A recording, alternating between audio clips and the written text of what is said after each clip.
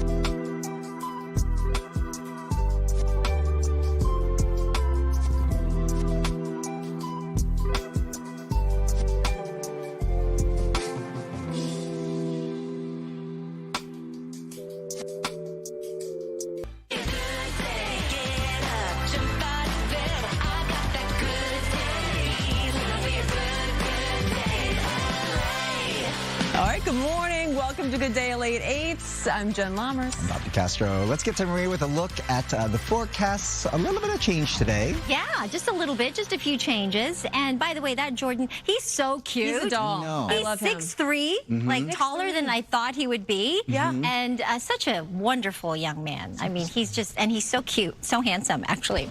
I can't wait to see him keep going and reach that success that, you know, he's working towards and studying. All right, let's talk about this. The rain today. We've got some showers expected. The bulk of the energy is staying to the north. However, we are excited about this chance for some spotty on-again, off-again shower activity today. Temperatures are going to be a little bit cooler than they have been. Right now, it's 61 in Santa Monica, 52 in Pasadena, 57 in Ontario.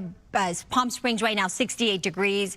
We are going to see those showers, I think, all the way to the high desert areas. Not sure if it'll reach all the way to the Coachella Valley, so we're leaving it with some sunshine and those strong gusty winds. Deserts, the mountain locations will get quite gusty today, so we do have those wind advisories in effect. Not a whole lot of rain, maybe 1/10 of an inch, a little bit more for the mountains and foothills, 71 degrees for downtown LA. There's a slight chance for some thunderstorms, so if you do hear the thunder, that's part of the instability that's moving over us, and that could give us some slight heavy downpours, but it'll be quick moving if that does materialize. I'll let you know what the rest of the week looks like coming up in my complete forecast. So in the meantime, let's check in with Stu up in Skybox. See the cars he's eyeing on the freeway. I love the clarity of your shots, Stu. I mean, like, you're, what, 1,000 feet above? Where are you? And you're zooming in. It's so cool.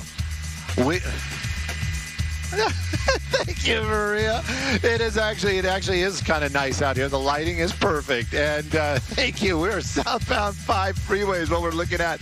We're in the Pacoima area, and this is that spot where you're usually hitting the brakes right after the 118 if you're doing that southbound 5 drive. Today, you're hitting the brakes before the 118. Take a look at that. But it is that usual traffic pattern. Once you get by the 170, that 5 southbound opens up and becomes a great drive. Just give yourself a little extra time this morning. No crashes, just really high volumes. If northbound is your ride, I can tell you from Burbank all the way out to here and maybe out to the Newhall Pass, that 5 drive looking fantastic. I'm going to send it back where it's always fantastic. Bob and Jen, good morning. Good morning. Stu, thank you so much. City leaders are vowing to surge resources to the San Fernando Valley amid a recent string of burglaries. This all comes as police are investigating yet another attempted break-in, this time in Sherman Oaks. Gigi Graciette is live in Sherman Oaks now with the story. Good morning. Good morning, Jen and Bob. Good morning, everyone. Police tell us the commonality in all of these attempted burglaries or burglaries is that they're happening south of the 101 freeway and most often south of Ventura Boulevard. Take a look. This most recent attempted burglary happened early this morning at about 1:33. That's when the residents of a home on Noble just south of Ventura Boulevard, again here in Sherman Oaks, heard the sound of glass breaking.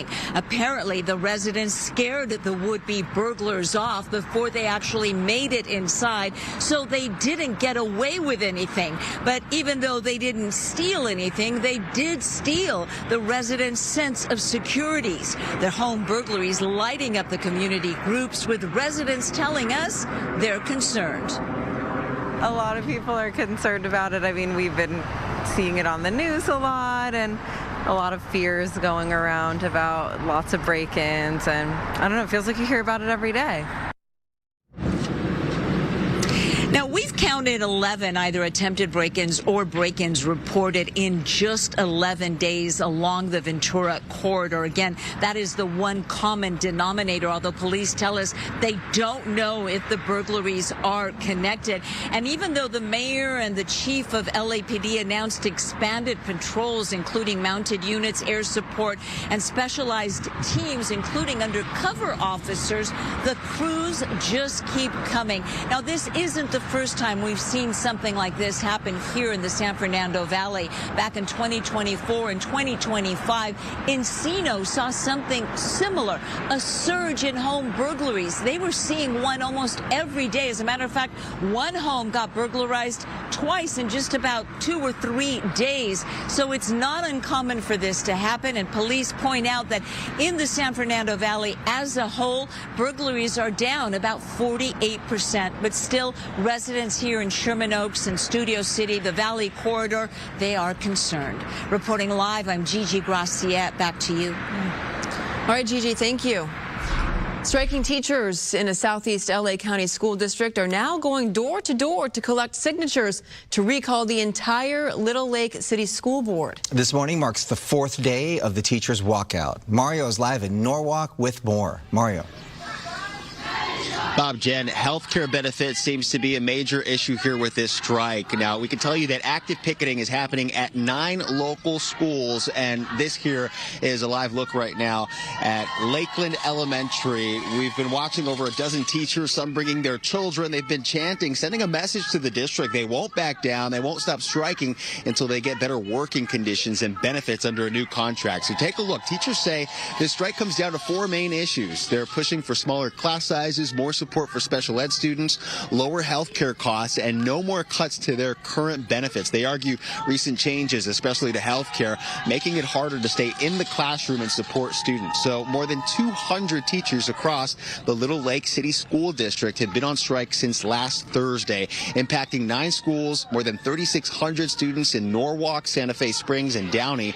The district has cited budget concerns and financial limits. The union, the Little Lake Education Association, says they returned to the bargaining table yesterday after 3 days of striking, ready to make a deal, but they claim the district showed up unprepared and walked out without any progress. A major tipping point here, they say, a mid-year cut to health care benefits, which educators say is costing some of them up to $1,400 more a month. Take a listen.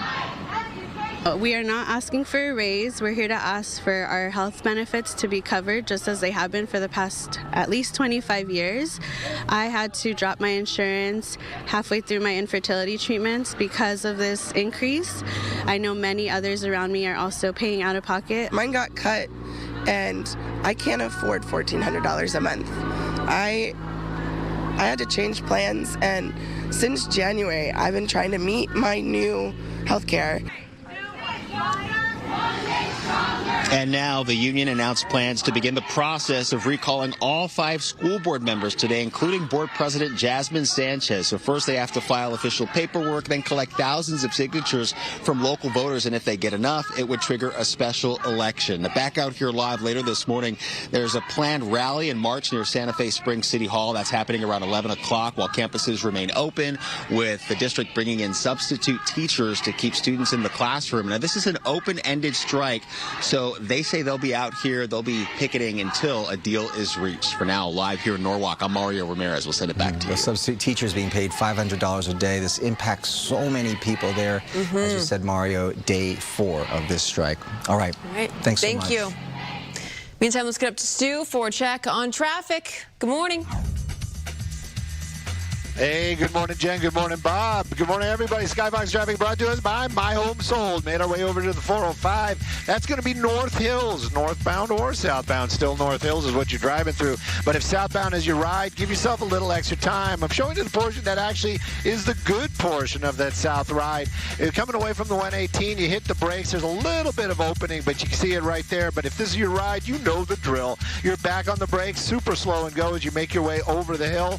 That's going to be about the deal today as well. Northbound, though, wide open, moving well, and of course, no delays. Let's take a look at some traffic hotspots.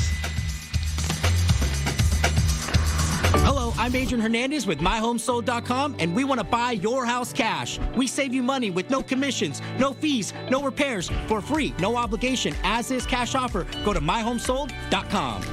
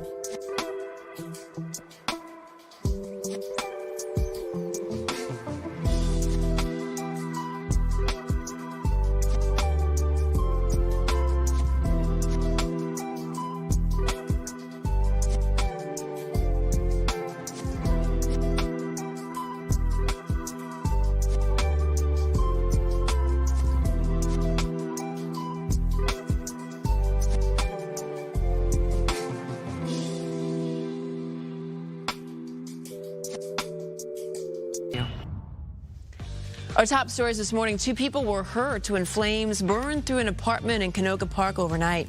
LAFD says the fire broke out around 2:30 in the morning at an apartment building on Bryant Street. The people inside the unit climbed out of a window to escape. They were taken to the hospital in fair condition. A chaotic scene unfolding just after midnight on the northbound 110 freeway in downtown. Someone apparently threw a scooter onto the freeway from an overpass. 7 vehicles were damaged. No injuries were reported. No arrests have been made. You're graduating this spring. The dream of working and living in Los Angeles is getting a reality check. A new report from Glassdoor in Redfin ranks the best cities for new grads. And LA, along with San Francisco, got the cold shoulder. Analysts blame our soaring cost of living, of course, for pricing out the class of 2026. In fact, the only California city to make the top 10 was San Diego, which finished in 8th place. But even there, it's a struggle. Starter homes average over $600,000. Topping this year's list was Washington, D.C., where new grads rake in about $80,000 a year and can buy a starter home for $323,000. Interesting. Not too shabby. A surprise Coachella appearance by Madonna has turned into a real-life mystery as the pop icon is pleading for the return of her music history. You may recall this Friday, from Friday night, Madonna took the stage right with Sabrina Carpenter, iconic there. Police in India now say 2 of Madonna's bags went missing from festival grounds. The bags contain vintage costumes and jewelry from her personal archives, including the pieces that she wore to her very first Coachella set. Isn't that what she wore on the stage? That's the boots, I think.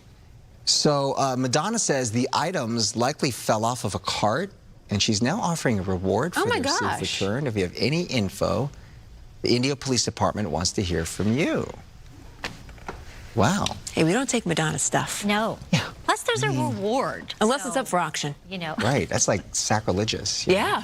Well, sure. I mean, if you're at the festival, you definitely should return it. Come on, guys. Okay, by the way, so Coachella 2 done. Now this weekend is Stagecoach. They are busy out there in the Coachella Valley. I do think you may be spared from the showers that we are expecting here across SoCal this afternoon. The bulk of the energy staying to the north, as you can see here. There's a slight chance for some thunderstorms. The winds will be, I think, a bigger story, with wind gusts expected near 40 to 50 miles an hour for the mountains and deserts, maybe even stronger than that in some of those isolated areas. The rain totals, not a whole lot of accumulation here, maybe 1/10 of an inch of rain to perhaps 1/3. If we get some of those thunderstorms, maybe 1/4 to 1/2 an inch of rain for the mountains and foothills. Otherwise, we'll dry things out tomorrow, Thursday, Friday, and then we'll watch and track another storm system just in time for this upcoming weekend. Again, I don't think it should impact Stagecoach this weekend. Here are the windy areas, parts of the high desert, Lancaster, Palmdale, that drive on up to Las Vegas will be impacted by those winds. The San Gorgonio Pass into the Coachella Valley as well today with some gusty winds. Partly cloudy skies in Thousand Oaks at the moment, but we are anticipating those showers to move in Ventura County by lunchtime, and then it'll be on again, off again shower activity through the rest of SoCal. Big Bear really staying kind of sunny through the afternoon, but I do think we'll see some shower chances there later this evening into overnight. Ontario, we've got a mixture of some sun and some clouds, mostly cloudy skies with that temperature in the upper 60s. Anaheim, similar conditions near 70 degrees at 1 p.m. and then your afternoon and evening commute impacted by a few showers there, as you can see. So just drive carefully, please. All right, don't go anywhere. We will be right back. More news, weather, and traffic, entertainment coming up after the break.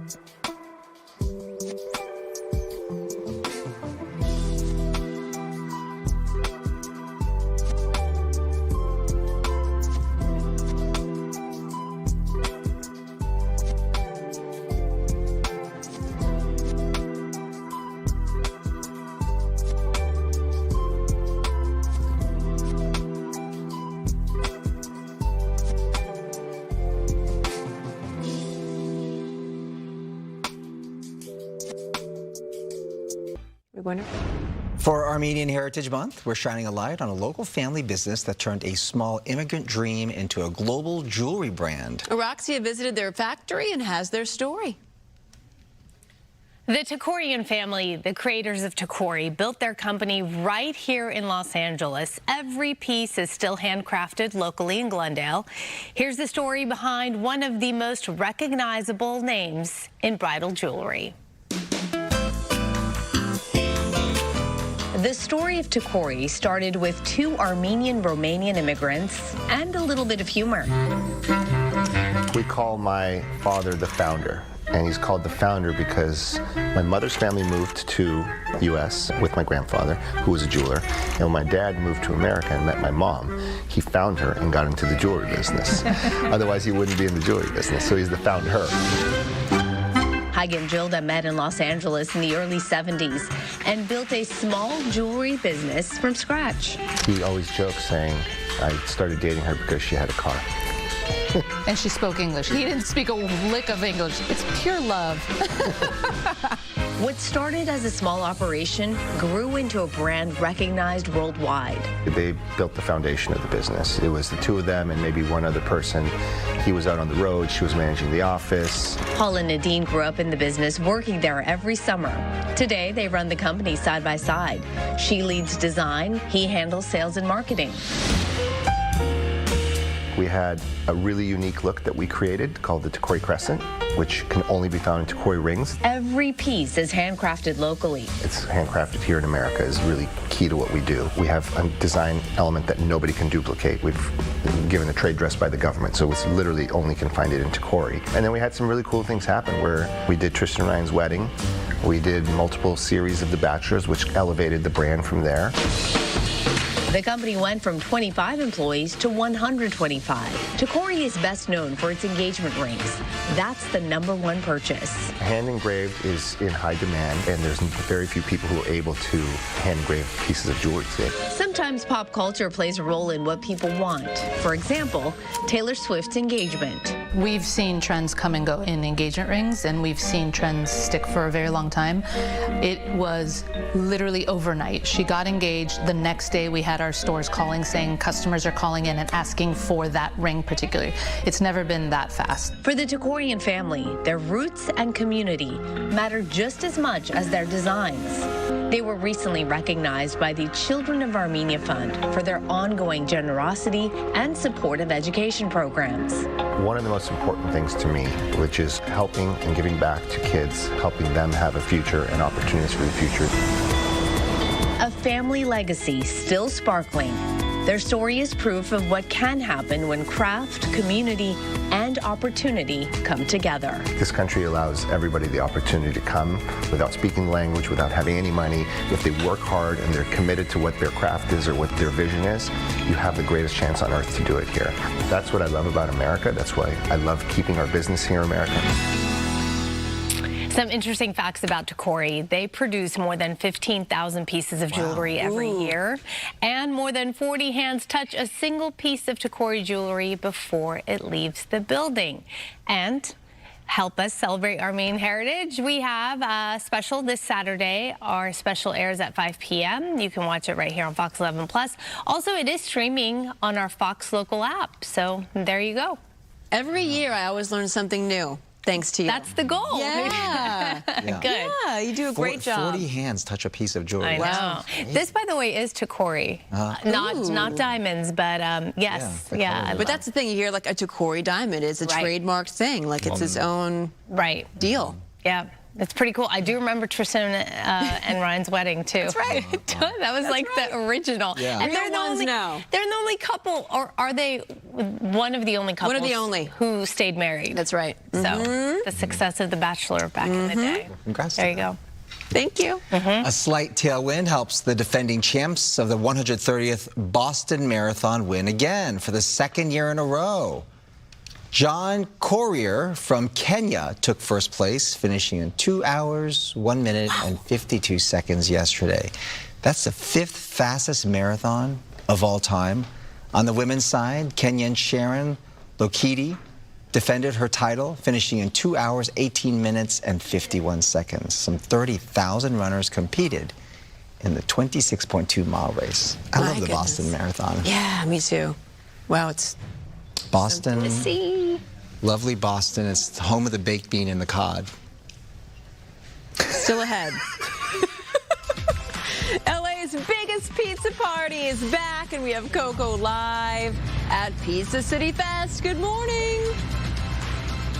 Good morning. Yes, a delicious party indeed. We're talking about Pizza City Fest returning to LA live. Take a look here at Vito dressing this delicious pizza from Angel City Pizza. We'll take you here live coming up.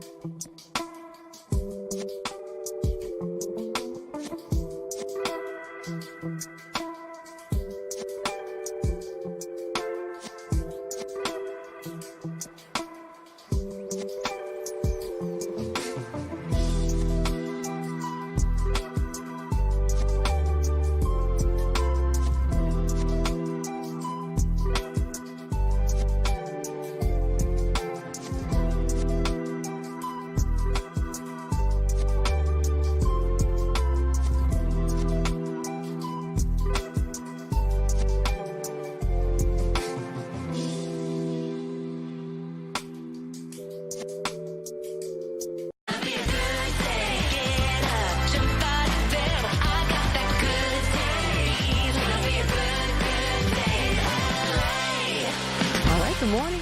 Welcome to Good Day LA, 8:30. Where's Amanda today, by the way? She's not feeling good today. Yeah. She's a little under the weather. Did you talk to her? No, but that's what I read. How do you know that? That's what you read. That's what the reports are saying. That's what the reports are Yeah. If we are to believe TMZ, that's what they're... Amanda, yeah, I hope you feel better. Yeah, sometimes it happens, you know, allergies and things like that. But sometimes you think it's allergies. You're like, no, it's allergies, but then you actually are sick. Yeah. But every single year. So that's a lesson, actually. If you start to feel a little something, you know, do the preventative, zinc, and preempt it and stay home. And then you'll feel better quickly. Yeah. Listen to your body. Yeah, I know we all need to listen to that advice. Anywho, good morning. On this, well, we've got some showers headed our way, and it's a little bit cooler. We've got some chillier temperatures. Is that a word? I'm making it up. We've got light to moderate showers expected in the forecast, along with just a slight chance for some thunderstorms. And if that happens, then we'll get a little bit more in the way of accumulation. Otherwise, it's really just a beneficial rain. We're expecting very light amounts of rain through the day today into tonight.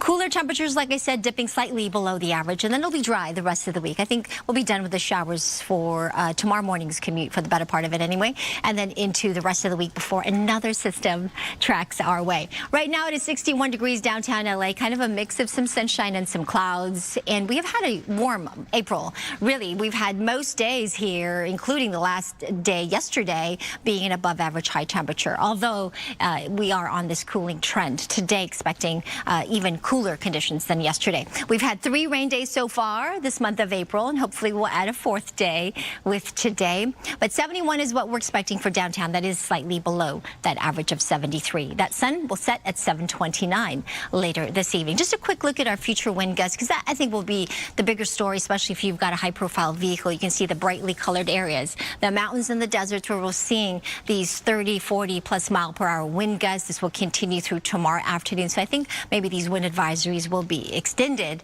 as we get into the end of the week, and then slight offshore flow Thursday with another system moving in by the end of the week into this upcoming weekend. When I come back, I'll show you that 70 forecast. But first, let's check in on traffic. Samada's back in the house with a look at our freeways now. Samada, what's going on? Good morning, Rick. Good morning, everyone. We do have an issue to bring to your attention. We're going to take you over to the Granada Hills area. This is going to impact your drive southbound side of the 5 at the 210. A white box truck apparently is stalled out and blocking the slow lane. We're going to continue to keep tabs on that, and we're already picking up a little hint of that yellow, an indication of some moderate slowing behind that crash.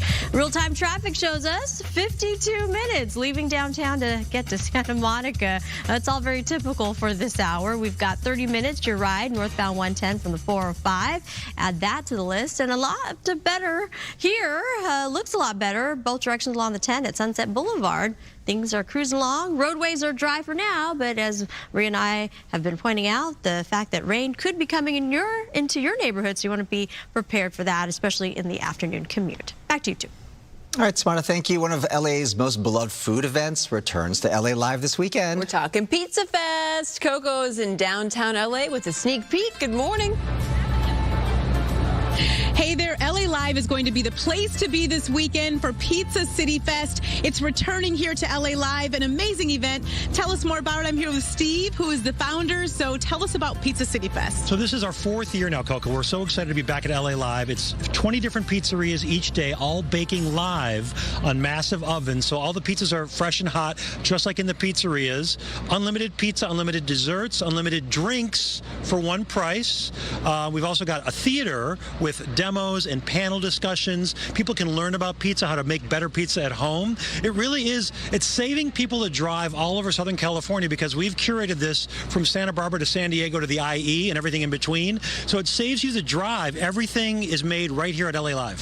Yes, and also delicious. Speaking of delicious, I'm here with Vito now from Angel City Pizza. Good to see you again. Good to see you again. Tell us about Angel City Pizza. Angel City Pizza is located in Venice on Venice Boulevard. We're right next to Venice High School. That's a lot of Venices. Our featured pie this year for Pizza City Fest is our grandma. Yes. Thinner style Sicilian, hand squeezed, sweetened marinara, fresh feathered basil, fresh garlic, extra virgin olive oil. Beautiful pie. Our second pie is, we have what we call our open sesame. It is a sesame seed crust, cupping pepperoni, grande mozzarella, grande ricotta, again, feathered basil, fresh pecorino on top, and then we finish it off with some hot honey. Fabulous slice. Very good. Yes. I mean, it looks delicious. It smells delicious. Look at that. Look at the crust. It's a really beautiful slice. That's one of our specialty items that we put in our case. Yes. We keep a bunch of different pies in our case, fresh every day. Great. We also have I teach you about crust, crumb, and undercarriage, right? Crust is the outside. Crumb is the interior of the pizza. You want to see when you look at that tells you there's fermentation bubbles. Yeah. And then the undercarriage is underneath the pizza. Crust, crumb, and undercarriage. Very important when you're talking about pizza. Absolutely. Delicious slices. Oh, thank you. An official Angel City t-shirt. I love for you. It makes me official now this year. Thank you, Vito. I got to get over here to Amirali and Alejandro from Mive. You're located in Miracle Mile. This looks delicious. Please tell us about Mive. Yeah, absolutely. Thank you for having us. Well, Mive was born out of a love for Los Angeles, everything Los Angeles, from local ingredients, working with farmers and small business, even down to our apron. This one's made by a wonderful couple, handmade in OC with reclaimed fabric. So we just wanted to show our love for the city, and 3 years ago I quit my corporate job to start Mive for my home. And good decision, because this looks delicious. Tell us about the pizzas. Yeah, absolutely. So this one that we have here is our twist on a traditional vodka slice. We actually make it with mezcal sauce, another ode to our Southern California heritage. The other one is Berkshire sausage with apricot chutney, which is so again, another signature item. We love to put seasonal ingredients on it. Even nothing's off the table. We eat not even fruit. Yes. Yeah. Well, I love it. It looks incredible. Thank you so much to Amirali and Alejandro. You can see them cutting the slice right now. And that's the really cool thing. They're brand new to Pizza City Fest, so you're going to get a taste of so many different pizzerias happening Saturday and Sunday here at LA Live. I'll send it back to you. Ooh, that's a lot of pizza. Yeah, it is. Save your appetite. I like the extra cheese, too. Mm-hmm. Thank you, Coco. Thank you, Coco. Right? The extra cheese. All right, from that to this, it's time to slip on your Jimmy Choos and grab a Cosmopolitan. You know what we're talking about. Memorabilia from Sex and the City is going up for auction, and just like that, Brooke popped up in Beverly Hills for a look. Hey there. Okay, I'm going to quiz you both. Are you ready for this? Sure. I'm not going to be good at this. Go ahead. Okay, so I'm going to go over to, just a little section of clothes, and I need you to guess which character it is. Okay. You think you can do it? Yeah. I think so. Okay. Yeah. What about, who is this? Who is this? That is Charlotte. Yeah, that would be Charlotte. Yes, good job. Let's go. Chin. Okay, what about here? Who is this? That would be... Miranda. Yeah. Good job. Okay, wait. Yes. Okay, this one I'm going to trick you. Okay, one more really quick. Let's come over. Let's do this one. If it was nothing, it's Samantha. Who is this? That? Who is this? That was funny, Jen. That was good. That would Who's be... this? I mean, that... the ex-husband's mother? It's Seema. Oh, I thought we were talking about Sex and the City. She went into just like that. I know. territory. I told you I was going to trick you a little bit. This is and just like that. Look at all the shoes. Oh my gosh. I failed. What a dream this is. Nice Bob, stuff, you though. didn't even try. Nope. She just jumped on it. She didn't give me a chance. Failed. You didn't even go for a participation trophy like this. Oh my goodness, George, he didn't even try. Oh my gosh. Look at that. I am disappointed, and you call yourselves super fans. How could you not know that that was not Seema? He didn't even, Jim, but she got the first two really She quickly. did. And it puts you in the mood of like you're thinking original characters, and so I see what happened. I understand. So talk to us about everything in this room. Okay, so, Sex and the City and just like that is about the romance, the drama, but come on, it's really about the fashion. If, the clothing was like, what, the sixth character, the seventh character? Like, no one would watch it if it wasn't for the clothes. I'm just kidding. That's not true. So we have these incredible lots with Julian's auction house, and it closes on April 30th and May 1st. We have Charlotte. You can get there's two lots here that you could get. There's these amazing circle skirts by Herrera, Jason Wu, and these tops by Oscar de la Renta, Herrera. Shoes everywhere. Shoes. And in two lots alone, you could have a whole Charlotte wardrobe. And it's a quintessential, like, Upper East Side tiger mom, cinch waist, big circle skirts, florals, bold prints, lots of pink, very Charlotte. No, and it's something you could wear because all of this stuff is current, and it's also memorabilia too. Yeah, and it's current, but it's also kind of classic. Yes. I mean, to be honest, it's like Charlotte's look was pretty like 1950s kind of bombshell with that very structured, like little hourglass look. And Carrie was all over the place, but we loved that too. Miranda, how would you describe it? Okay, so I actually loved Miranda's wardrobe and then just like that because she kind of got out of her corporate phase. And like this look that we're shooting right now is a vintage Issey Miyake coat and a Celine skirt. And it's very soft and fluid. And then as the series progressed and she came into her own, she got a lot sexier. And, you know, that's like a Roxanda dress over there. And there's a La Double J. And she was looking pretty good, you know? I mean, she was getting herself out there. She was absolutely in getting a lot herself of different ways. Yes, okay, all right. The woman, a nun lost her virginity to her. It's morning television, George. Okay, listen, I'm going to send things back to you all in the studio. The auction is live now online, actually. The live in-person auction is April 30th and May 1st. Okay, Jen, one last superfan question. Yeah. Are you ready? Yes. Okay, so, you know, I showed you Charlotte's closet, Miranda's closet, Seema, Lisa's over there in the corner. Why are there no Carrie clothes in here? Because I don't know. I don't know. Because Sarah Jessica Parker gets to keep everything she wears. Oh my gosh, that's right. Which is fantastic. Hey, can you ask George if they have the breakup Post-it note from Burger? Oh, breakup Post-it note from Burger. Ooh, no, that's Sex in the City. Oh, right. Remember, this is And Just Like That. So this is And Just Like That. Was Burger in the reboot? The best thing they have is the love. There's a love Samantha card when she gives the flowers at the funeral. There's like, I think there's two of them, you know, and because it's really the only communication that she has with her. And there's a beautiful inscripted card that just says "Love Samantha." It's right there. Oh my gosh, it's here. And it's fabulous. It's just little and tiny. It's amazing. And this is already going for a lot. That's amazing. Yes. Yeah. Give us an estimate. I mean, the last time I looked, I think it was like $800 or something like that. But I mean, that was a week ago. It could be way more than that now. Wow. You know it is. All right. So, I'm going to look around. I'll see if I can find us something. Maybe Bob can pay for it. That's right. What a treasure trove. Oh, my gosh. Fantastic. George is looking good, Brooke. Tell him we said hello. So Amanda's off today. But we've got you covered for entertainment sponsored by Yamaba Resort and Casino. Sandra Bullock and Nicole Kidman hope to brew up some box office magic later this year. Here's our first look at Practical Magic 2. The Owen sisters. Yeah, everyone we love dies. Oh, right. A really horrible death. But, I mean, it's not great for the Tinder bio. I've waited such a long time for this. The sequel follows the sisters as they battle a curse that is threatening their family. Several others, original cast members, are returning for the film. This is expected to be released in theaters this September.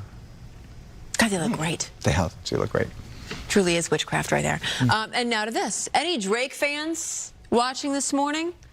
Superstar rapper has dropped a massive chunk of ice in a parking lot in downtown Toronto. He's from Canada, for those who aren't familiar.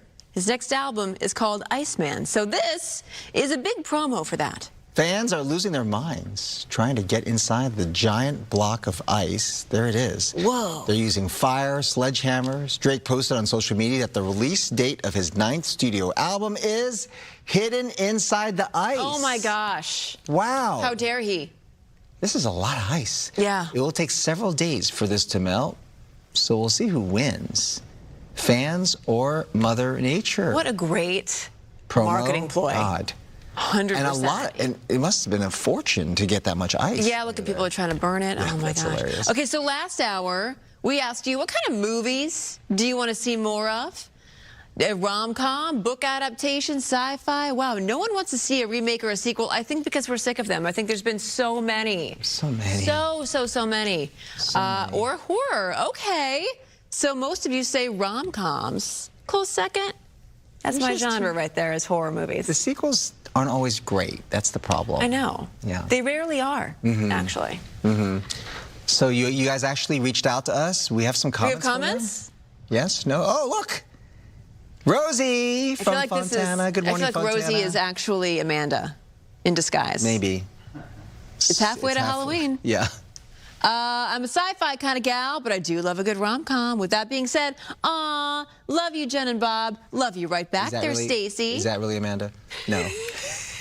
Love you too, Stacy.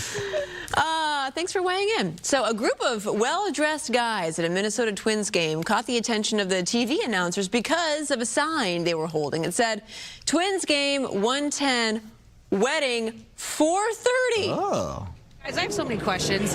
How does the bride feel about this? Is the groom actually part of that group? How long are they going to stay before they have to get to the church or wherever the location is? This is awesome. This is like The Hangover. Awesome. Yeah, right? The good news is the groom was not at the ball game just a couple of hours before the biggest day of his life. But the sign was legit.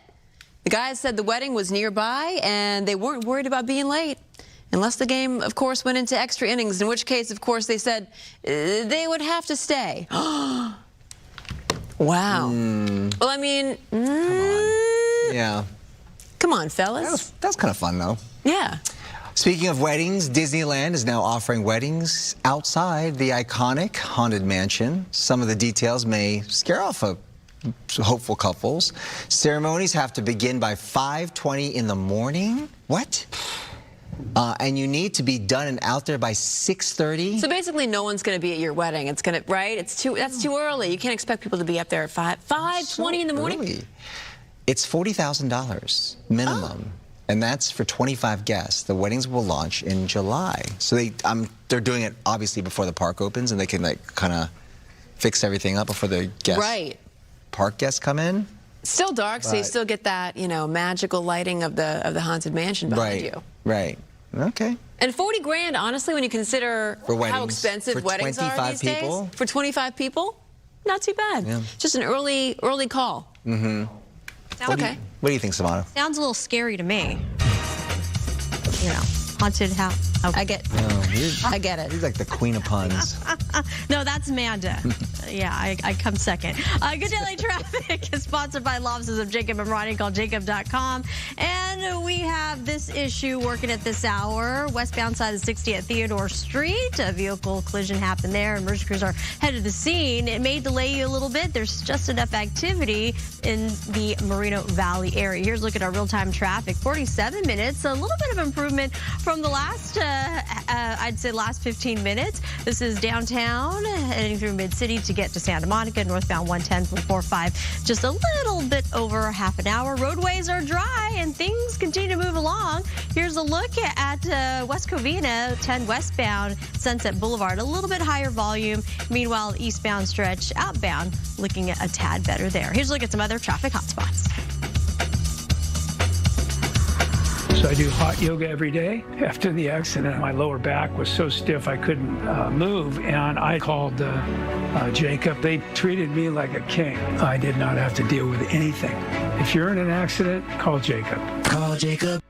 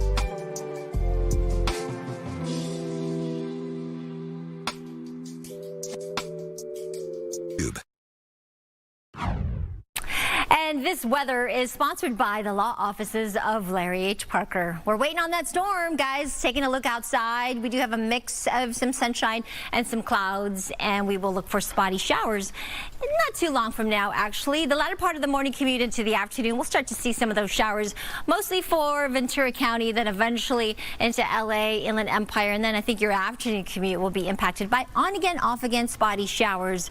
This is the weaker part of this system. Most of the energy is going to stay to the north, bringing us just some cooler temperatures, gusty winds, and that chance for showers, even just a small chance for some thunderstorms. And if we do get that, then we'll get some of those heavier downpours. But generally speaking, it is going to be a beneficial rain. The winds will be gusty, especially over the mountains and deserts. So we do have that wind advisory in effect here. If you're headed north to Mammoth, we do have that winter storm warning in effect for all the extra snow they're getting kind of late in the season, but they're welcoming it for sure. 2 to 4 foot sets if you're headed to the beach. Ventura County beaches, LA County same. Orange County, San Diego 1 to 3 plus. Those temperatures on the sand in the upper 60s. Again, some scattered, mostly light showers, and then we'll dry things out beginning tomorrow, Thursday, Friday, before that next opportunity for rain. 20% at this point on Saturday. Downtown LA 71 degrees today, back up to 75 on Thursday, and then back down to the 60s this weekend with some showers. 70 degrees for the valleys, Inland Empire. That's on the cooler side.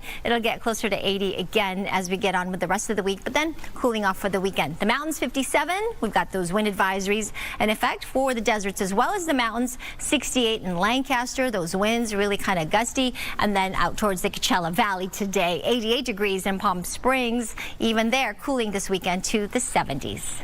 I'll send it back to you. All right, Maria, thank you. April is Arab American Heritage Month. Today, the Good Day Cafe gets a lesson in authentic Yemeni coffee from Kamaria Cafe in Culver City. I've got Limi and Yassine here to tell us about this beautiful display that you brought here. To tell us about Kamaria Cafe and like how much coffee is a big part of the Yemeni culture. It's a huge part of the culture. It's super traditional. It dates back into, it's centuries old, and really the origin of coffee. And coffee is not really a on-the-go type of thing for Yemeni culture. It is a very slow burn, very relaxed, take your time type of drink. The teas as well. The whole presentation of it is very leisure-like, and it's a way to just get to know and socialize and hang out with people, bring people together. Yeah. This is one of those like smell-o-vision kind of moments because as soon as you walk close to this, you can definitely smell the spices, the sweetness as well. Okay, so tell us what you brought here. You brought first of all different types of coffee, right? That's what you specialize in. Coffee and tea. We got two coffees and 2 teas. These are our most popular and top bestsellers. We do a milk and a non-milk base. So this is our Mufawar coffee. Okay. Very rich in flavors and aromatic, like we were just saying. It has cardamom in it, and it has evaporated milk as well. This is our marib. It's a very more chocolatey type of flavor. No milk. Same type of spices in there as well. So really kind of give you different flavor profiles, but best of both worlds. We have our Adani tea over here. Bestseller right there. Yeah, this one right here. This one right here? That's like has a little bit of milk in it? Has some milk in it. It's a milk tea. It's a Yemeni milk tea infused with cardamom. It's very caffeinated as well. It's not so like that's popular here. Is it popular in Yemen as well? Absolutely. It's the same? Yeah. Given that like the whole idea is to just socialize and hang out and just be at leisure with folks, this helps you do that for sure, right? Sounds very warm. Very cozy. Nice. Very warm and cozy. And then of course you pair that with some of your traditional foods. Yeah. Some people do it without sweetener, some people do it with sweetener. So you have here our honeycomb. Literally is some cream cheese balled into a large pastry like this with black seed and sesame seed in it, and it is just super delectable. We do a little honey drizzle on it. It just pairs so well with literally any of these. It's funny because my first instinct was just because it looks so beautiful, just to like pick it apart one by one. But that's not the way to do it, right? No. We serve it in slices, just like you see here. So a little more for your and it's beautiful because it almost looks artistic, right? You're saying it's kind of like it's supposed to be like a honeycomb. It is. It is. Yeah. In Arabic, you call it khalit al-nahl, which is literally translates to like a bee's a bee's home or a bee's comb. So this is what you see right here. So delicious. And really quickly, we only have about a minute left, but tell us about the different, are these cakes here? They are cakes. They are milk cakes. What makes these special is that it's infused with pistachio, like very traditional spices and flavors of Yemen. So we have some rose water in this one. And you see some rose petals. You see a Biscoff over here and a pistachio milk cake. I love that it's almost very natural, very organic, right? Very much so you use like the rose petals, the pistachio, and very kind of sort of simple ingredients, but it all comes together. When you put it all together, it's out amazing. Of this world. It goes a long way. Goes a long way. I believe it. Can I try one of these? Let's try the most popular one, right? Absolutely. We want to make sure you know that Camaria Cafe, it's on Instagram at Camaria Coffee _LA, and of course check their cafe out, which is located at La Cienega in Washington. Wow.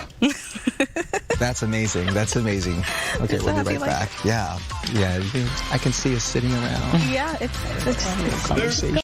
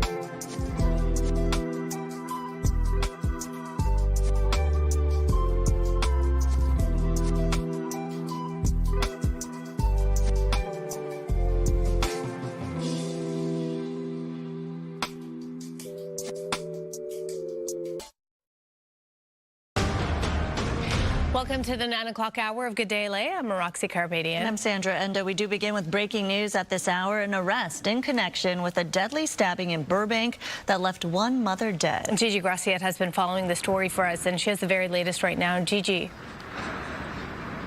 That's right. This is a story we were at yesterday, and Burbank police has just announced that last night they did arrest a suspect that they have booked for murder and attempted murder. Take a look. He's been identified as 30-year-old Sergio Mesa Frere of Burbank. He was taken into custody at 10 o'clock last night, and police say they found evidence where he was at connected to the stabbing. Now, this all happened yesterday morning at 6 a.m. on the 2800 block of North Brighton Street in Burbank. This is just off of Kenneth Road. That's where police found 59-year-old Artie Varma and her 25-year-old daughter, who had been stabbed multiple times. Mrs. Varma later died at the hospital. Her daughter remains hospitalized in serious condition. Now, the victims were reportedly able to give police information about their attacker. That, coupled with surveillance video and other clues left behind, led detectives with the Burbank Police Department to Mesa Frere, who was taken into custody at 10 p.m. last night, again on East Palm in Burbank.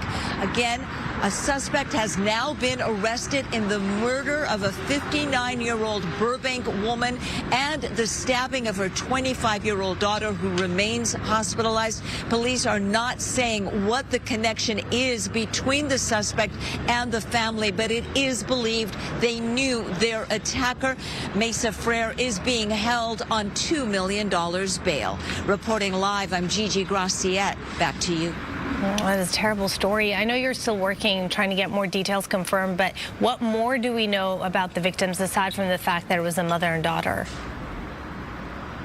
Well, they've lived in this home for a long time. They were known to their neighbors. The mother and daughter apparently the only ones home yesterday during this brutal attack. And police will be the first to tell you that stabbing, especially stabbing deaths, are usually very personal, and usually the victim knows their attacker.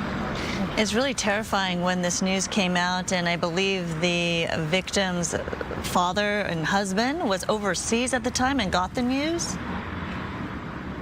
Yes, apparently the mother and daughter were the only ones home at the time of the stabbing. They were stabbed multiple times. Mrs. Varma, honestly, she didn't stand a chance. Doctors did everything they could to save her, but as you well know, she died at the hospital. Her daughter was also stabbed multiple times.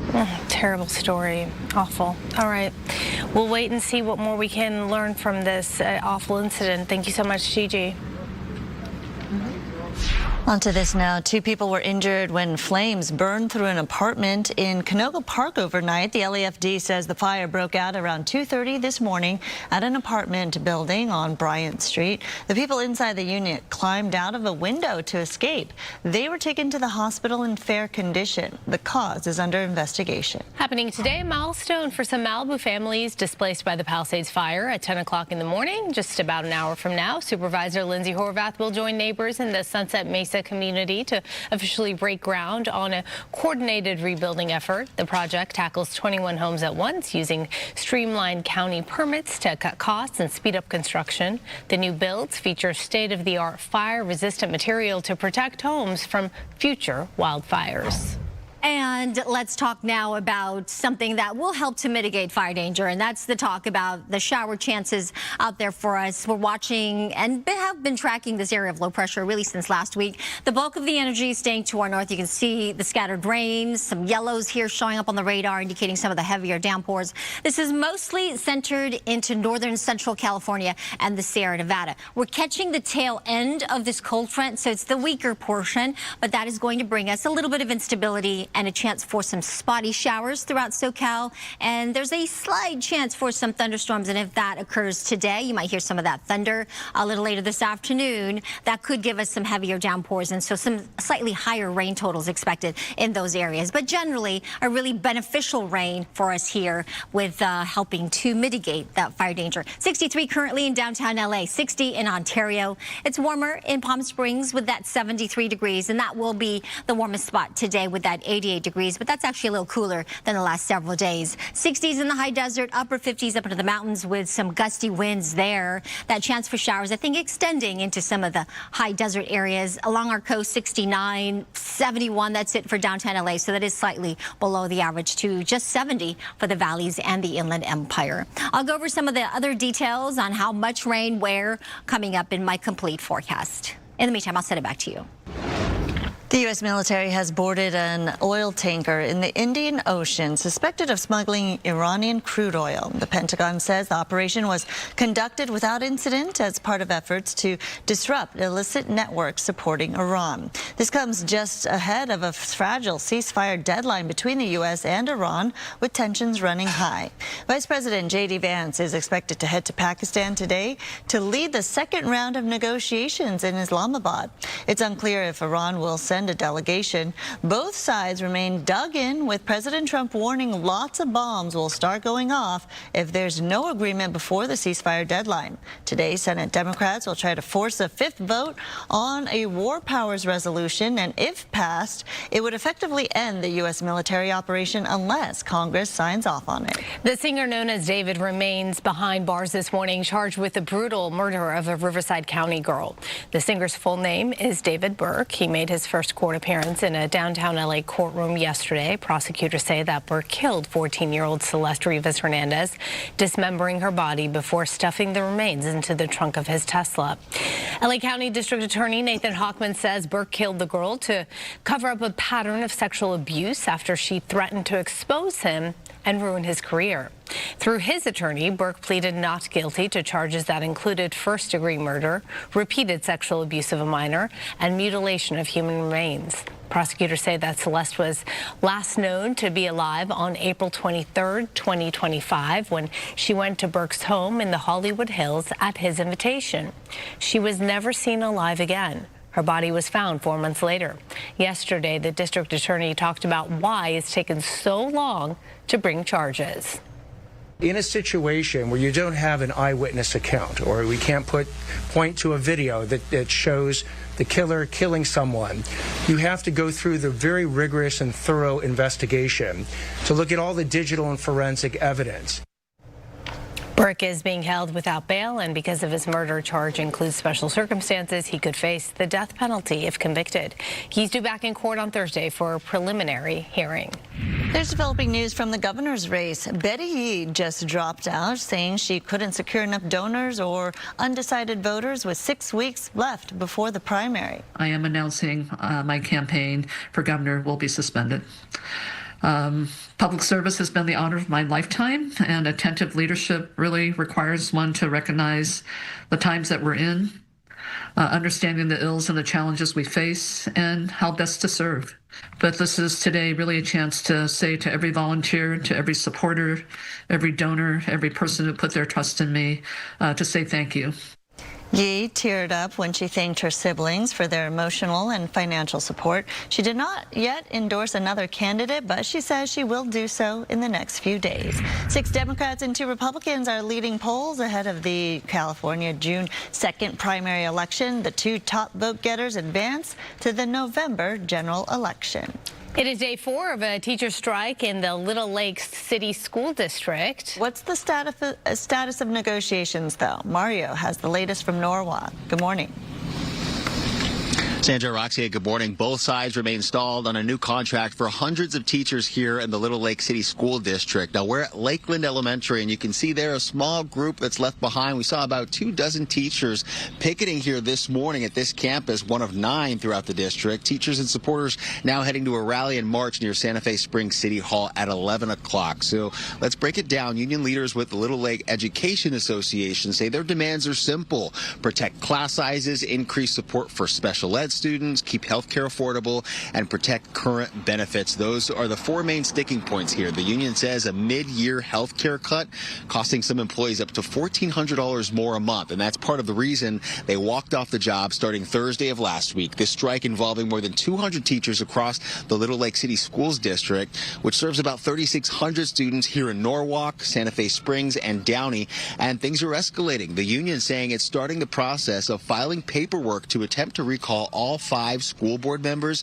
accusing them of failing students and staff. And some of the teachers that we've heard from say they're out here because they feel they've been left with no other option.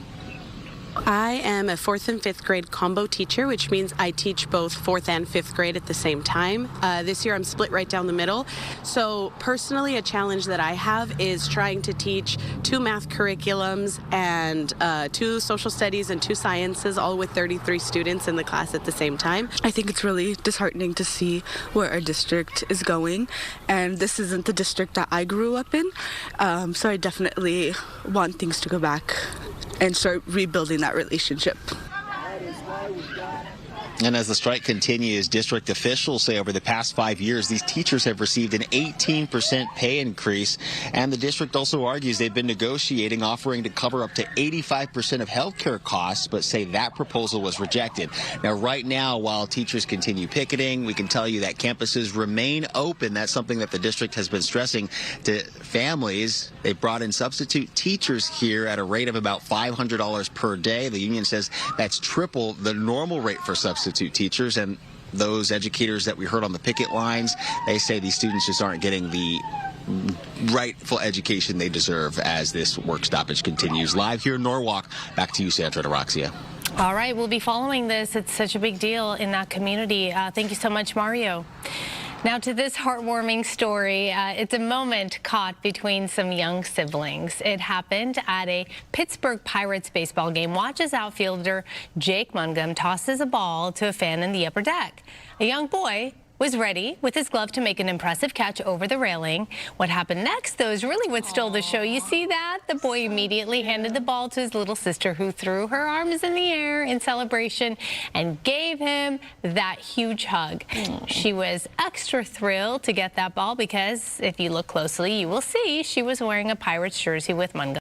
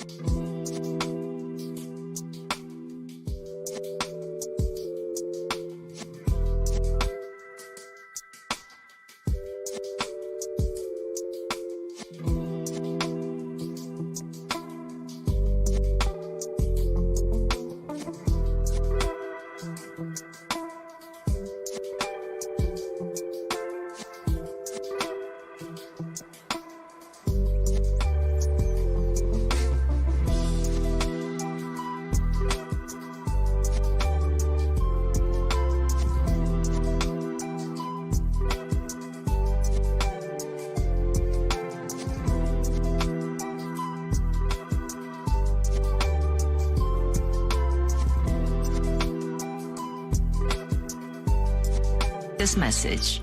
Time for this rancher to find his wife.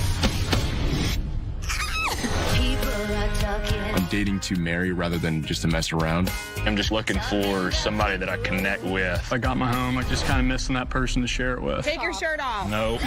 Farmer Wants a Wife, season premiere tonight on Fox. It's the cast of Imperfect Women on J. Do you get the other ladies into TikTok? Every time we do a TikTok, I ask if I'm trending. Today at 1 on Fox 11. Eaglet in Pennsylvania recovering after swallowing a fishing hook. That incident happened at a U.S. steel nest in West Mifflin. Wildlife experts and arborists teamed up trying to rescue that bird. Oh my gosh, they removed it from the nest, cleared the fishing line. The eaglet underwent emergency surgery to remove that hook. Now it's eating well. Everything's okay. Officials hope it can return to its nest within, hopefully, a week. Oh. All right, a life jacket worn by a survivor of the Titanic hit the auction block in London over the weekend. It sold for nearly $1 million, about double what was predicted. The jacket was worn by one of the first-class passengers who was traveling with her husband and her fashion designer boss. All three survived in a lifeboat carrying 12 people, despite having the capacity for 40 people. A seat cushion from a Titanic lifeboat sold for more than $500,000. The record auction price for a piece of Titanic memorabilia is nearly $2 million, paid for in 2024 for a gold pocket watch given to the captain of the ship that rescued 700 Titanic survivors. The Dodgers and Angels can get pretty creative with their promotional nights, but they've never had something quite like this. 0-2. Lifted a long way down the line. Heads up, Sheep. Oh, man. Yep. Why were there sheep? You may be thinking at a baseball game. Well, it was agriculture night. Of course. Oh my goodness. After all. What? This odd scene was at a minor league baseball game in Georgia. I don't think we'll be seeing this in LA anytime soon, but there you have it. Interesting sight. All right, World Cup fever is heating up here in LA, and you won't need a stadium seat to be part of the action. Tickets go on sale tomorrow for the FIFA Fan Festival at the LA Memorial Coliseum. The 4-day watch party kicks off June 11th, where fans can watch matches on big screens, including Team USA's opener against Paraguay. Plus, enjoy live music, other entertainment, food as well. General admission starts at just $10, and kids 12 and under get in free. All right, Bear Grylls is known for going on wild, risky, and thrilling adventures, and he's about to take some big names along with him for the ride. In tonight's big premiere of the new Fox show, Bear Grylls is running wild. He gets an Oscar winner to run wild with him.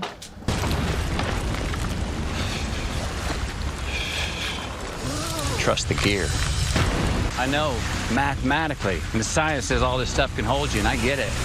But I wasn't there when they were twining this rope. And me, just kind of wanted to see him do it. It's not like in a climbing gym, you know. No. Good morning, Bear, joining us. From where are you in the world? In New York at the moment, okay. But yeah, really excited for this new season of shows. And Matthew, what a star. He's a great one to kick off with, and he did so well. He should be super proud of himself. Well, you are incredible. My kids who are young, they don't get much screen time, but when they get to choose what they want to watch, they watch you. So you're such an inspiration. I wish I could join you along with your adventures. But how did you get a lot of celebrities to come with you? Because, you know, these celeb types, they're used to the comforts of their own homes, right? First of all, thanks for that, and say hello to your kids. But I don't know, Running Wild is special. It was always attracted top tier talent and actors and stars to the show. I don't know, I think these guys don't need the money or the fame. They want the experience, the magic that the Wild can give them. And I don't know, it's one of the great privileges of my life to be able to guide some of these people through some remote terrains and journey with them and hear their stories and the highs and lows of their life. And I don't know, it's a real privilege for me, and I never take that for granted. Well, it's a privilege for them, too. They want the thrill, right? And we're talking about Matthew McConaughey, Uma Thurman, Tiffany Haddish, as we're seeing these clips as we roll through this. And those are just a few of the names who've come along for the ride. So what were some of the most challenging aspects for these celebrities? Well, I think we always say to the guests on the show, just come on their own, leave the entourage, trust the process, you're going to love it. And, they're always out of their comfort zones. They're often rookies to this sort of thing. But I love that dynamic of being able to introduce them to some of these wild places around the world and travel with them. And at the end, they always start off the journeys looking immaculate and all, preened and ready. And by the end, they're always like everything's ripped and they're cold and hungry and a little thrashed around by the wild. But there's a light in their eye, and that, I think, is a magic. And I think one of the reasons Running Wild always does well is that people recommend it. The stars recommend it to their friends, and then it's often their kids that are saying, come on, Mom, or come on, Dad, you got to go and do it. And I love that. That's right. Go eat a grub, Mom or Dad, right? Go with Bear and eat something crazy. I mean, President Obama even wanted to go along with you on these wild adventures, and you're not a stranger to all this. You're a former British Special Forces soldier, the youngest Brit ever to summit Mount Everest. So what scares you the most? Oh, I'm also a very regular person, to be honest. I get nervous at many things in life. I don't think the journey of life is to never feel fear. What a waste. On the contrary, I can often nervous before these journeys. You're taking, some of these superstars into remote places. They're trusting you with their life. So as a small team, we're always alert to that and often nervous before the journeys. And it's why at the end, there's always such a kind of sense of achievement from all of us. We're a small team, the camera team. And I think these stars are often surprised at how loose these journeys are. We know roughly where we're going to drop off and roughly where we're going to end.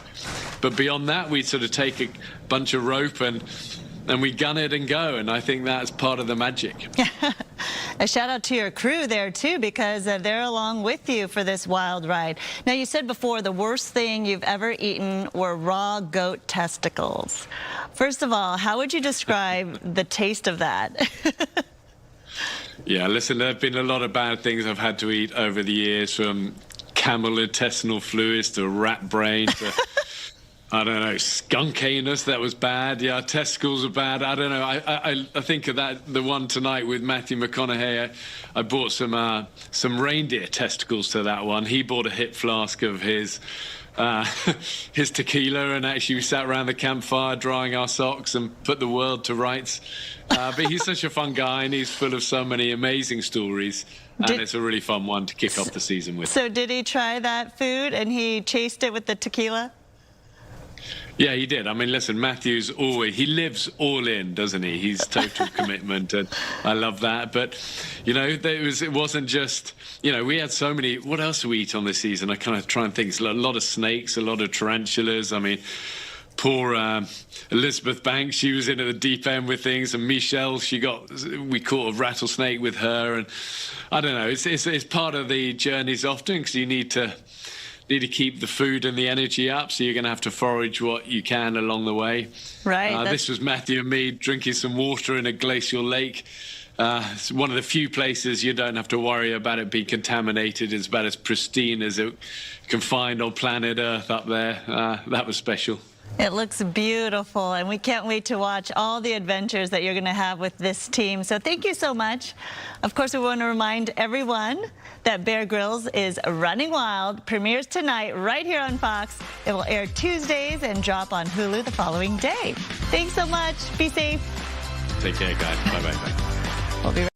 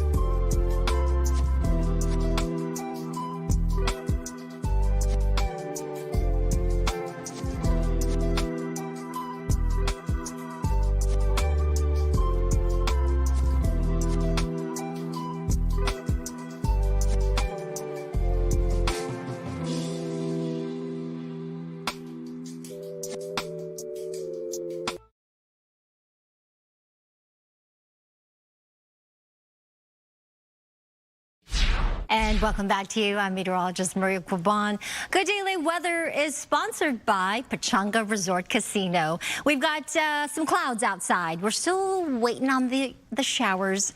A lot of the energy and most of the rain will stay to the north. This is all part of an area of low pressure that we have been tracking really since last week. And most of the rain and snow will be over the Sierra Nevada, central northern California. But we're going to catch the tail end of this system, and that's going to roll through today. It's going to bring us some spotty showers, on again, off again. Nothing too heavy. There is a slight chance for some thunderstorms, and if that does materialize, you'll hear the thunder, maybe see some lightning, but that can cause some of the heavier downpours. So we could see rain totals anywhere from nothing to a tenth of an inch to a third to about a half an inch to or so for the mountains and foothills. That system is going to be out of here, though, by, I would say, late tomorrow morning, and then we'll see a drying period for the rest of the week, and then another system that we're tracking, and this could bring another chance for some light showers for us as we get to the weekend. In the meantime, I do think the story will be the winds, very gusty winds over the mountains and deserts, gusting to near 50+ miles per hour. So be extra careful driving in those areas. I'll be back with the rest of the forecast. Back to you. During Armenian Heritage Month, we've introduced you to many special people. Today, we're seeing how a local family business turned a small immigrant dream into a global jewelry brand. The story of Tacori started with two Armenian-Romanian immigrants and a little bit of humor. We call my father the founder, and he's called the founder because my mother's family moved to the U.S. with my grandfather, who was a jeweler, and when my dad moved to America and met my mom, he found her and got into the jewelry business. Otherwise, he wouldn't be in the jewelry business, so he's the founder. Heige and Gilda met in Los Angeles in the early 70s and built a small jewelry business from scratch. He always jokes saying, I started dating her because she had a car. And she spoke English. He didn't speak a lick of English. It's pure love. What started as a small operation grew into a brand recognized worldwide. They built the foundation of the business. It was the two of them and maybe one other person. He was out on the road. She was managing the office. Paul and Nadine grew up in the business, working there every summer. Today, they run the company side by side. She leads design. He handles sales and marketing. We had a really unique look that we created called the Tacori Crescent, which can only be found in Tacori rings. Every piece is handcrafted locally. It's handcrafted here in America is really key to what we do. We have a design element that nobody can duplicate. We've given a trade dress by the government, so it's literally only can find it in Tacori. And then we had some really cool things happen where we did Tristan and Ryan's wedding. We did multiple series of The Bachelors, which elevated the brand from there. The company went from 25 employees to 125. Tacori is best known for its engagement rings. That's the #1 purchase. Hand engraved is in high demand, and there's very few people who are able to hand engrave pieces of jewelry today. Sometimes pop culture plays a role in what people want. For example, Taylor Swift's engagement. We've seen trends come and go in engagement rings, and we've seen trends stick for a very long time. It was literally overnight. She got engaged. The next day, we had our stores calling, saying customers are calling in and asking for that ring particularly. It's never been that fast. For the Tacorian family, their roots and community matter just as much as their designs. They were recently recognized by the Children of Armenia Fund for their ongoing generosity and support of education programs. One of the most important things to me, which is helping and giving back to kids, helping them have a future and opportunities for the future. A family legacy still sparkling. Their story is proof of what can happen when craft, community, and opportunity come together. This country allows everybody the opportunity to come without speaking the language, without having any money. If they work hard and they're committed to what their craft is or what their vision is, you have the greatest chance on earth to do it here. That's what I love about America. That's why I love keeping our business here in America. And some interesting facts. Tacori produces more than 15,000 pieces of jewelry every year, and then more than 40 hands will touch a single piece of Tacori jewelry before it leaves the building. For more inspirational stories like this, you can tune in to the Armenian Heritage Month special, which is happening Saturday at 5 p.m. on Fox 11+, or you can also stream it at your convenience at any time on the Fox local app. And with that, we'll be right back.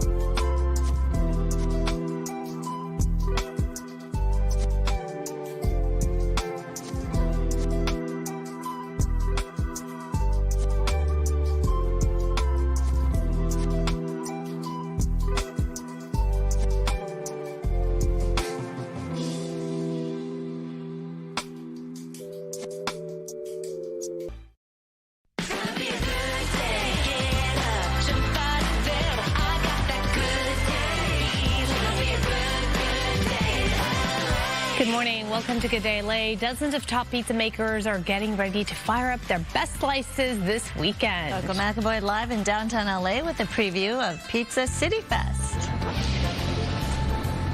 Hey there, if you are a pizza lover, then Pizza City Fest here at LA Live is an event that you are not going to want to miss. We're talking about delicious pizzas, and right now we're talking about pizzerias from Long Beach. I'm here with Jason now from Speak Cheesy. Look how good your pizza looks. Tell us about Speak Cheesy. Speak Cheesy is a sourdough pizzeria located in the city of Long Beach. We're in Belmont Heights. I love it. And tell us about the pizza we're seeing right now. Today we're serving Melissa's Produce has been nice enough to donate a bunch of pink pineapples to us. So we're doing a pink pineapple vodka sauce pizza with pancetta. There's some stracciatella and a jalapeno pesto. We call it the Dirty Hawaiian. Oh my gosh. And tell me about this crust. You said sourdough, right? Yeah, it's sourdough. So there's about 3 to 4 different flours in there, and we do a 5-day fermentation process on it. So it's really broken down and a lot of flavor. Yes, it looks like it. So Speak Cheesy is going to be at Pizza City Fest. Also going to be at Pizza City Fest is Due Fiori. I am here with Daniel, Gianna, and Chef Waldo as well. So Gianna, tell us all about Due Fiori. Yeah, we are a neighborhood Italian restaurant in Long Beach on 4th Street, just off of Retro Row. We've been open about 1 year, and at our core, we are really just like family-owned restaurant. We have a beautiful patio, and we crank out tons of pizza, pasta, and everything in between. And we're super excited. It's our first year at Pizza Fest this year.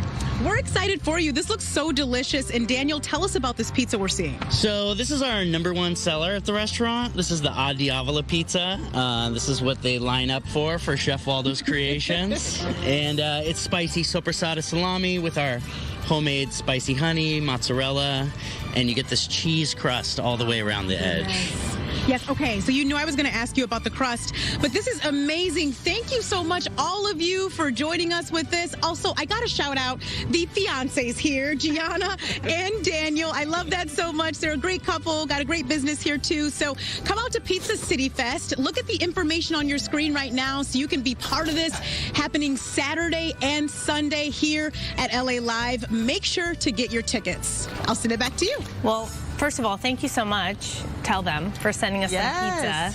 Cannot wait to dig in. This is Fat Lip pizza, I think. Oh my goodness. Pepperoni, black olives. Thank you. It is very flavorful. And I just realized we have to still talk. So, all right, we'll move on to this while we chew. Memorabilia from the Sex and the City franchise is going up for auction, specifically the TV sequel and Just Like That. Let's go to Brooke right now, live in Beverly Hills, to check it all out. What can fans bid on, Brooke? Good morning to you. Hey there, I'm here at the Peninsula, and you know, this might not be Carrie's desk, but it's all of her stuff. Yeah, how about that? How about her manuscript? Then, of course, once her book went to print, then, of course, the Rolex she got for Big. These are really cool because they're all props, and I think it's just really fun. It's, you know, listen, the actress didn't actually finish a full book. You know what I mean? So you get what you get. But I feel like that's part of the fun in this. It really is, because it's actually part of the TV show. I think we were looking at it, and I think it's just the one chapter reprinted over and over again, and that's such a talker. That's so fun. You have so much cool stuff here. Talk to me about this. We do. We have all of these items that are directly from the production of it, and Just Like That. Right. We have fashion from the show's main characters, but we also have a lot of really fun props and furniture and decorative arts too. Like behind you, these are items from Carrie's library. They're the books that are on her shelf, including lots of stuff on fashion, as you might imagine. Of course. I think these are really great. She has a set of bookends that are shaped like stilettos. Do you see this? Yes. That's really cool. Those are very really characteristic. I know. I love it. That's what I love about this. A lot of these things, they're like actually functional. So you could put them up in your own home. The clothes you can actually wear. And then also it's a talker. It's a piece of memorabilia. It's something that you want to save. But it doesn't have to just be, locked away under a glass box, right? I don't think so. I think all of this stuff, you could sort of do both, right? You can have like a highlight piece in your house, but we have a lot of furniture. We have a lot of couches. We have a chaise lounge over here in the corner. We have chandeliers. We have shelving. We have Carrie's cat tree right here. Exactly. And what I love that you said it's priced to go, right? It is priced to go. This is an entirely no reserve auction. Okay. So it sells for what it sells for. And listen, it is live, the auction right now, live online. If you want to bid on anything, and then the in-person auction is the end of this month, April 30th, and also May 1st. Take a look at this. This is what I've been told is the hottest item. This is Charlotte's wedding and engagement ring. How about that? Nice bling. That's what everybody wants. Back to you. I love bling. You know I love it. Okay. Beautiful. Thank you so much, Brooke. All right. New Beauty is a leading authority in beauty and testing thousands of products all year to figure out what actually and really works. That's right, and their annual awards cut through all the noise with editor and expert-backed picks. So here with the top winners from the latest issue, featuring Molly Sims, is a New Beauty senior editor-at-large, Sarah Eggenberger. Welcome. Welcome back. Thank you. Speaking of bling, look at the bling. It's my party skirt. I love ready to launch the awards. You brought the party. You brought the party.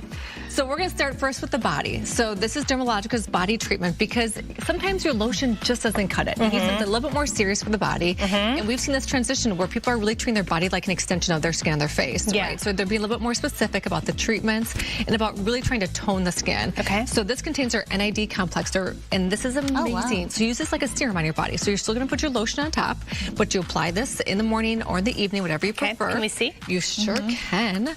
I love this because it just helps it tighten. It's great for, tighten. Give it to me. Let me those bathe in certain this. areas like the back of the arms where crepiness starts to set in. Yeah, like maybe the legs a little bit like I like the texture. It's a very lightweight texture. Very so it doesn't light. interfere with like your clothing if you put your clothes on right afterwards. But this is really going to help to tone the body. And it's like drying. It's not sticky. I like that. Exactly. It dries immediately upon contact. So you know it's absorbing into the skin. Perfect. All right, now we're going to talk about cooling, and we're talking about this a little bit too. Yeah. So this is the Time Beam Roller. I love this because you don't need to freeze it. It's all set, ready to go. So no prep necessary because it's metal. So you just roll this on your eyes, underneath your eyes. It's nice and small so you can really get in there.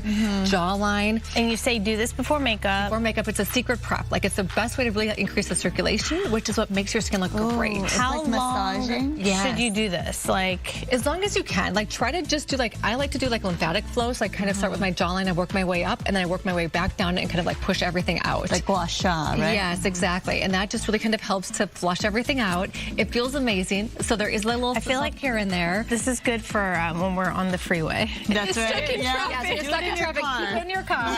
It feels great, easy to use. And like you said, you can put it anywhere because you don't need any prep with it. You can keep it in your freezer if you really want that extra coolness, but you don't have to. Depuffs. I love it. At the same time.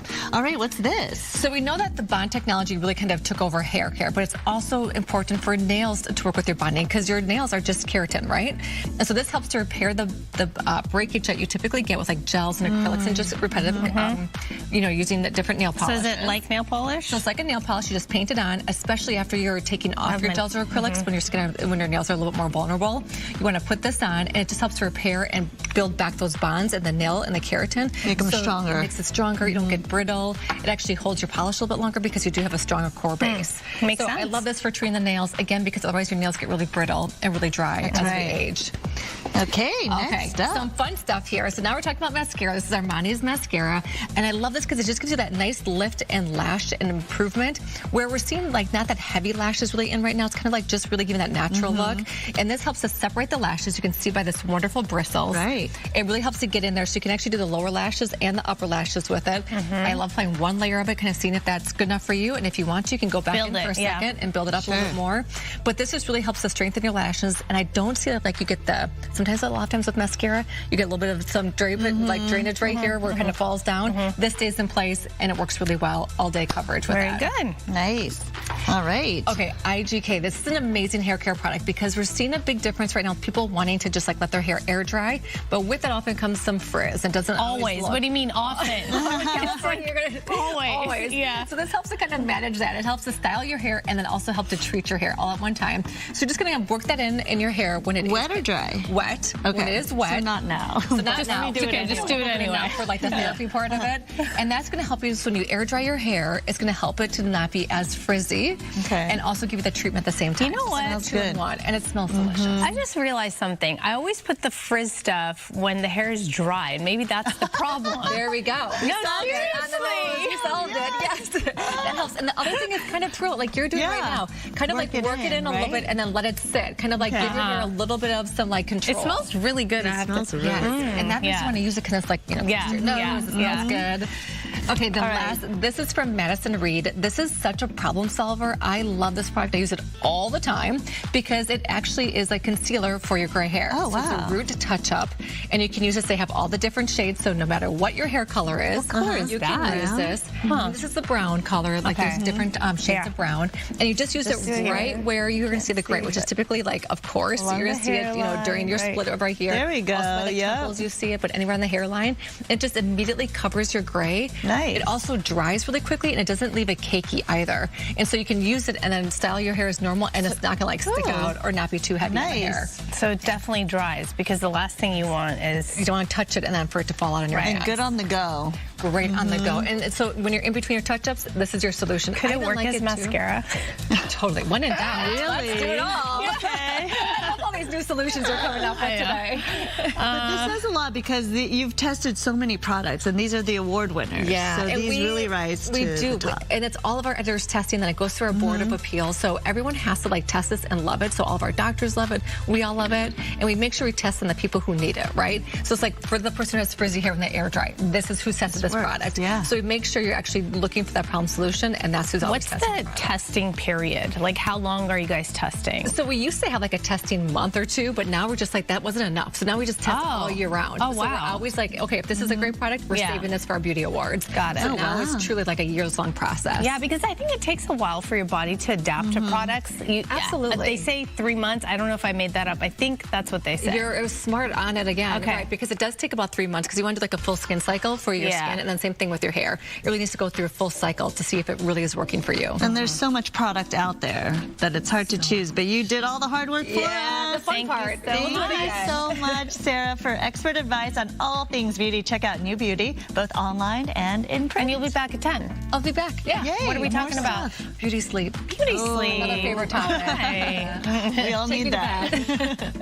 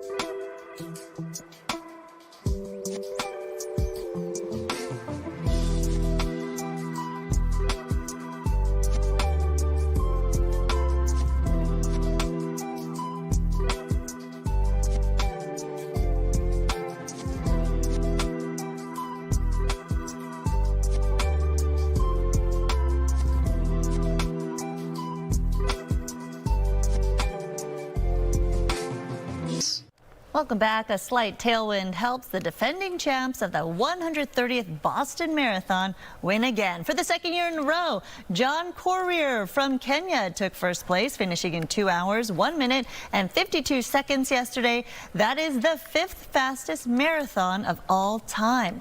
On the women's side, fellow Kenyan Sharon Lokedi defended her title, finishing in 2 hours, 18 minutes, and 51 seconds. Some 30,000 runners competed in the 26.2-mile race, and congratulations to all those finishers. Absolutely. All right, if you're graduating this spring, the dream of working and living in Los Angeles is getting a reality check. A new report from Glassdoor and Redfin ranks the best cities for new grads, and LA, along with San Francisco, got the cold shoulder.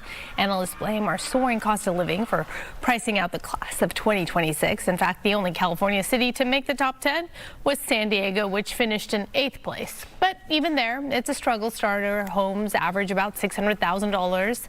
Topping this year's list was Washington, D.C., with new grads bringing in $80,000 a year, and they can buy a starter home for $323,000. Oh, must be nice in D.C. All right. Well, do your dreams have an impact on your morning mood? A new study analyzed dream reports from more than 500 people and compared them to the participants' emotional state the next morning. They found bad dreams did tend to spark a lasting bad mood, but dreams with a mix of fear and joy increased the odds of waking up in a mellow mood. The study is reported in the journal Sleep. I haven't had a dream in so long that I remember. I must be just that tired that I don't dream. Usually I remember right when I wake up, and then as the morning goes on, it just completely Have you had a fades. dream lately, though? I have dreams all the time. Oh. They're always disturbing. Oh, that says They a lot. never make sense, like why certain people are there and what we're doing. And do you wake up in a bad mood from them? Often. Oh, yeah. okay. That also says a lot. All right, let's take a look at our morning poll, shall we? Okay, so we asked you last hour, and here are the results. What kinds of movies do you want to see more of?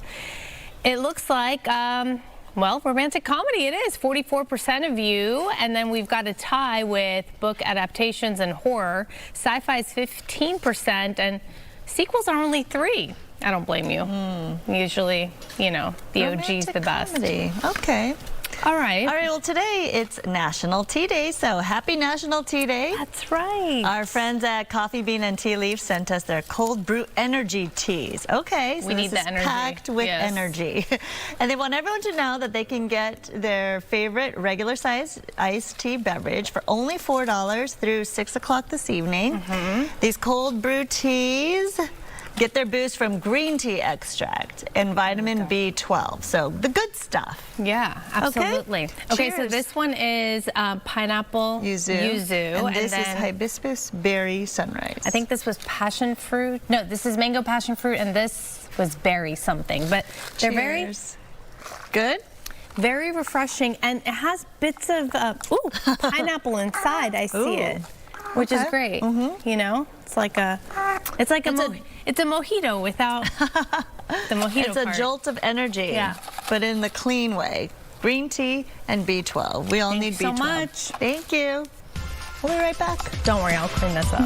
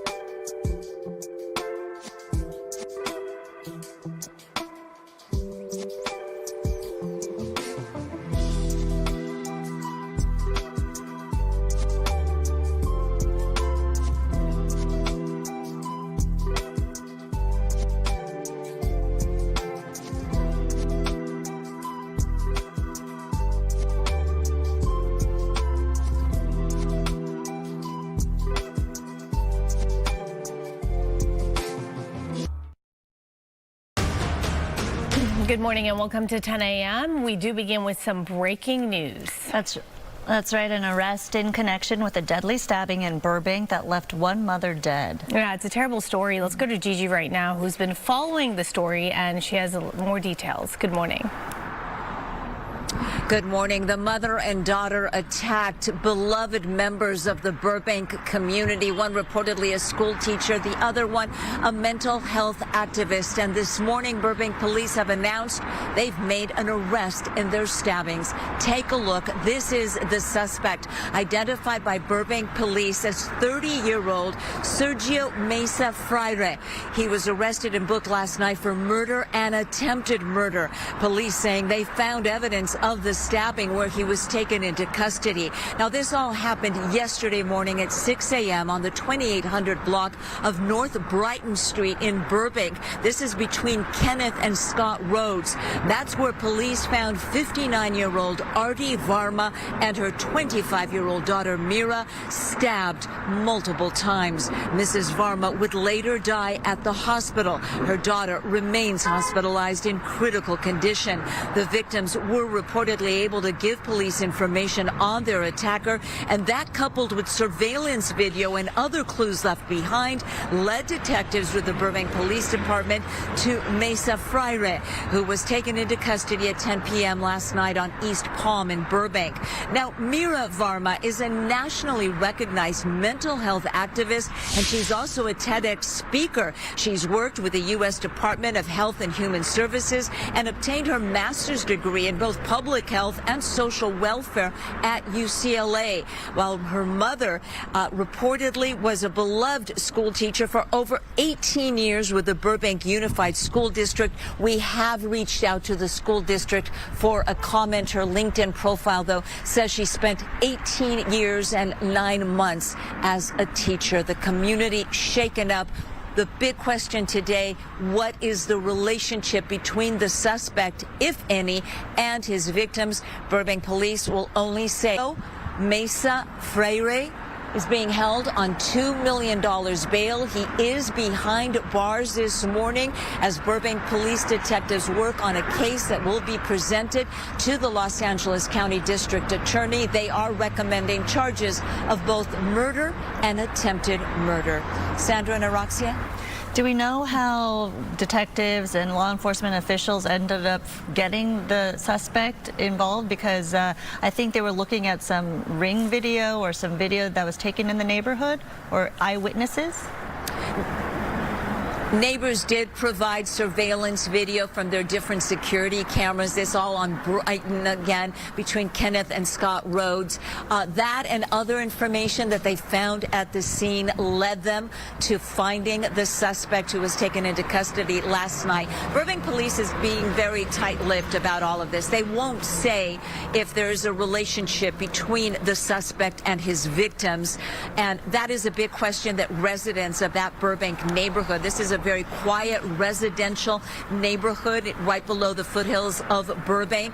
People want to know, was this a random attack or did the attacker know the victims? Now, Sandra and Araxia, if you work with law enforcement, police will be the first to tell you that stabbings are usually a very personal thing, of a personal nature. And in stabbing deaths, it's most likely that the victim did know their attacker. Again, Burbank police right now not saying what, if any, the relationship is between the suspect and the victims. It'll be a matter of time before we find out, but that is just so disturbing on so many levels. All right, Gigi, thank you.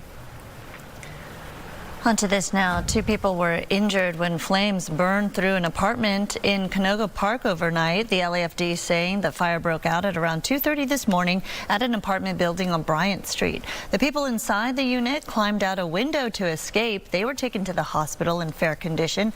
The cause now is under investigation. Chaotic scene unfolded just after midnight on the northbound 110 freeway in downtown LA. Someone apparently threw a scooter onto the freeway from an overpass. 7 vehicles, that is, damaged as a result of this. And no injuries reported, thankfully, but arrests have not been made yet. And obviously, damage done to many vehicles, and so dangerous. Luckily, no one was seriously hurt. And police say 2 men tried to break into another home in the valley. The latest incident was around this morning at 2 a.m. in a home in Sherman Oaks on Noble Avenue. Police say a family was inside at the time. Officers say the suspects did not get in and were gone before police arrived. Before that situation in Sherman Oaks, police say 2 men wearing masks broke into a home in Westwood. Officers say they stole jewelry, high-end handbags. We're told the family was also inside the home. No one hurt in this case, thankfully. These 2 cases do bring the number of home break-ins in or near the valley to 11 since the beginning of this month. In response to the string of break-ins, LA Mayor Karen Bass has directed the LAPD to add more patrols, and they say they're using mobile license plate readers and increased air support to deter thieves. Sounds basic, but lock all your doors and windows. Secure any tools and ladders. Don't leave them outside to provide bad actors with the tools necessary to enter your home. Be alert to any suspicious activity in your neighborhood. Call the police if something doesn't feel right, and pull out your cell phone to capture the suspect's actions or getaway vehicles. LAPD says they have not determined if the burglaries are connected. Teachers are back on the picket lines this morning in their 4-day strike against the Little Lake City School District in southeast LA County. Mario Ramirez live in Norwalk with the details. Mario. Sandra, Roxia, this labor dispute is not over. Day 4 here, and we're outside of Lakeland Elementary School. This is one of 9 campuses where teachers are missing, but students are still in the classroom because the district has brought in substitutes. And this actually marks the very first time teachers are striking in the district's 150-year history. Take a look. They say the strike comes down to 4 main issues. They're pushing for smaller class sizes, more support for special ed students, lower health care costs, and no more cuts to their current benefits. They argue recent changes, especially to health care, are making it harder to stay in the classroom and support students. Now, we saw about 24 teachers out here, some with their children, on the picket lines this morning. More than 200 across the Little Lake City School District have been on strike since Thursday of last week, impacting 9 campuses and more than 3,600 students in Norwalk, Santa Fe Springs, and Downey. The district has cited budget concerns and financial limitations.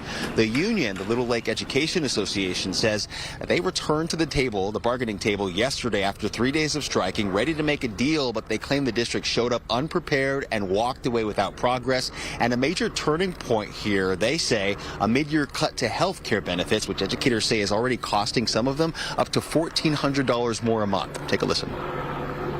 We are not asking for a raise. We're here to ask for our health benefits to be covered just as they have been for the past at least 25 years. I had to drop my insurance halfway through my infertility treatments because of this increase. I know many others around me are also paying out of pocket. Mine got cut and I can't afford $1,400 a month. I had to change plans, and since January I've been trying to meet my new health care. And as this teacher strike continues, now the union announcing plans to begin the process of recalling all 5 school board members today, including board president Jasmine Sanchez. First, they have to file official paperwork, then collect thousands of signatures from local voters, and if they get enough, it would trigger a special election. Now, back out here live, the teachers that we saw on the picket lines here at this elementary school, well, they're now on their way to a rally and a march near Santa Fe Springs City Hall, and that's set to get underway at 11 o'clock, so in less than an hour. For now, live here in Norwalk, I'm Mario Ramirez. Back to you, Sandra and Araxia. All right, Mario, appreciate you being there. Thank you. LA Mayor Karen Bass unveils a nearly $15 billion budget for the upcoming fiscal year, doubling down on her mission to change the direction of Los Angeles. This budget is about protecting the progress we've made and making clear that Los Angeles is moving forward and will not go backward. It reflects the urgency that Angelenos expect and accountability that Angelenos deserve. We are investing in what works, fixing what doesn't, and making smarter decisions with every dollar so that results are faced in every neighborhood.